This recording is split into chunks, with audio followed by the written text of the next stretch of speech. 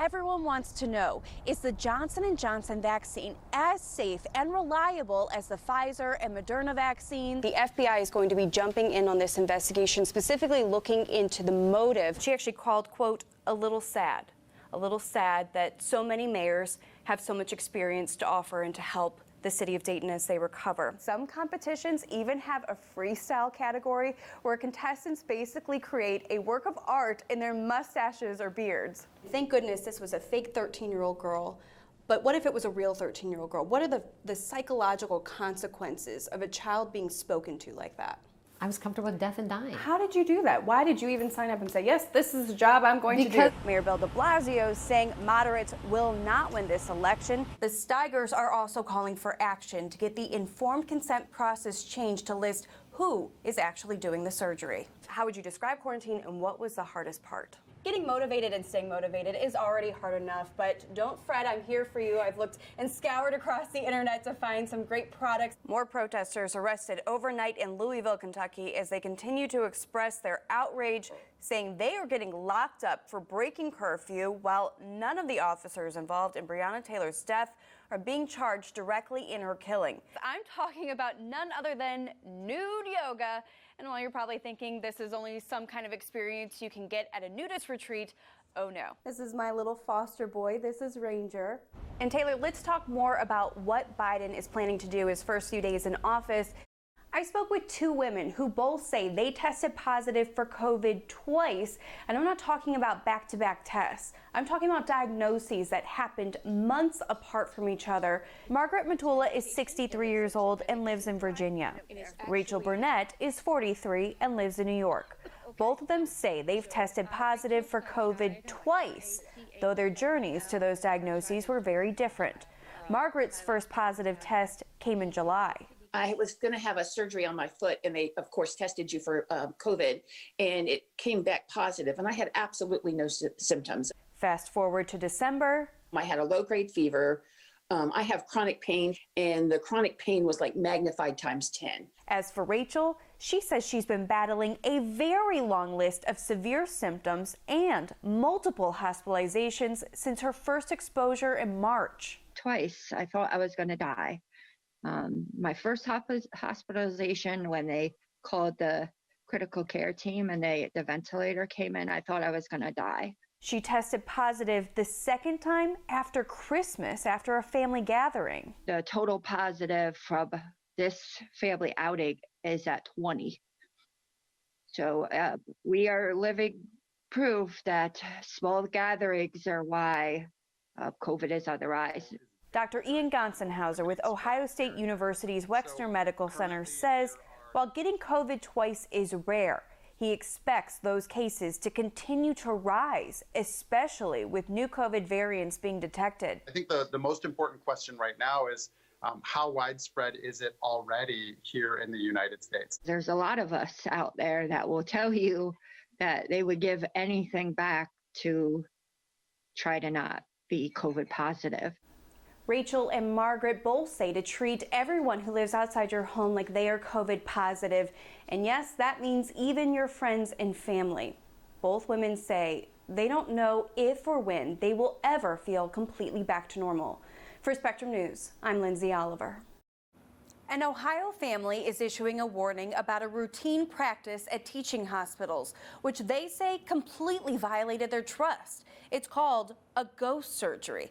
And the family tells me the victim is their 11-year-old son with severe disabilities. He could hit himself sometimes 50 times in 1 hour. And it's painful to watch, to have no control of your limbs. Heather and Todd Steiger were desperate. Their son Jack has a very rare genetic disorder. For him, it means numerous symptoms. You can do it, Jack. Including epilepsy, hitting himself, and having uncontrollable movements in his arms and legs. So they sought out a surgery normally reserved for adult Parkinson's patients. They live in Cincinnati, Ohio, but in 2013, they were sent 650 miles away to a neurosurgeon at the Mayo Clinic in Minnesota. It's ranked the best hospital in the nation. Heather says the surgery was successful, The stimulator implanted in Jack's brain significantly helped reduce him hitting himself, and he was happy. A huge, huge difference. The Steigers say they had to fly back to Mayo in 2019 for what was supposed to be a routine surgery to replace the stimulator's batteries. It's a surgery Jack's had before without any issues, but they say this time turned out to be very different. We believed he was the best surgeon out there for DBS. And the day before surgery, we meet with him, and he completely passes himself off as the one that's going to be doing the surgery. After surgery, the Steigers say Jack suffered multiple complications, including 2 infections at his surgical sites and then later in his head, bringing him back to Mayo twice. We ended up being air cared because he was deteriorating so much and so quickly back to Mayo for them to extract the batteries. The head infection meant the entire deep brain stimulator that helped him so much had to be removed. Heather began to dig into the November surgery, where she says she learned her son was the victim of a ghost surgery. I pulled up the operative note, and when I saw it, it had a name on it that I'd never seen before. The name of a second-year resident who she says she never met and performed Jack's surgery without her knowledge. And while the switch out might sound unusual, it's not. It's called a ghost surgery. It's right here in Webster's dictionary. And in speaking with a doctor and former hospital administrator, ghost surgeries happen all the time. Ghost surgery is when the person actually cutting into you during an operation is not actually the surgeon you thought was going to be doing the operation. Between 50 to 85% of operations are carried out not by the surgeons, but surgeons in training called residents. Surgeons don't see why this is a big deal for people, and people don't understand why surgeons don't think that this is a big deal. So the question is, how is a resident allowed to do your surgery instead of your chosen surgeon? It all comes down to the consent forms you sign.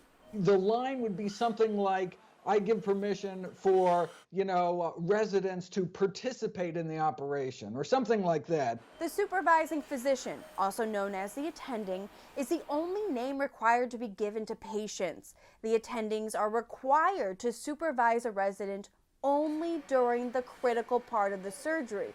But the critical part is up to their discretion. Heather Steiger admits she did not read the informed consent, which says residents at Mayo are allowed to implant devices. She also says the medical records do not list their chosen neurosurgeon as being in Jack's OR until the end of the surgery.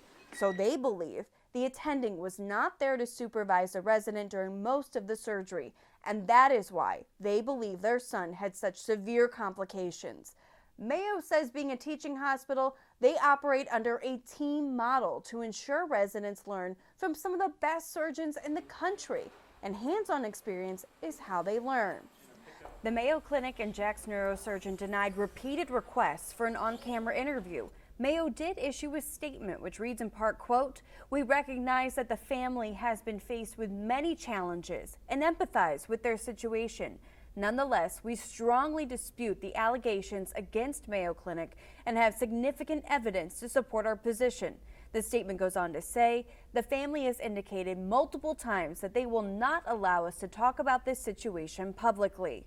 It's been nearly a year since the initial surgery. The Steigers still don't have any clear answers as to what caused Jack's infection that would lead to him getting 4 additional surgeries. Jack had to wait over 6 months to get a new deep brain stimulator put in at Cincinnati Children's. Heather says he still has a long way to go before his involuntary movements and self-injury get under control again, and they are still assessing possible permanent damage. The Steigers have filed numerous complaints to the Joint Commission, the Minnesota Medical Board, and Attorney General, and the Office of Civil Rights. Those investigations are underway, which Heather says can take months or years. Now, the family is also working to get legal representation, but they've been told that will be difficult unless Jack is severely and permanently harmed. Curtis, the Steigers are also calling for action to get the informed consent process changed to list who is actually doing the surgery. So, Lindsay, after everything, does the family recommend avoiding teaching hospitals? Not at all, actually. They fully support people going to teaching hospitals.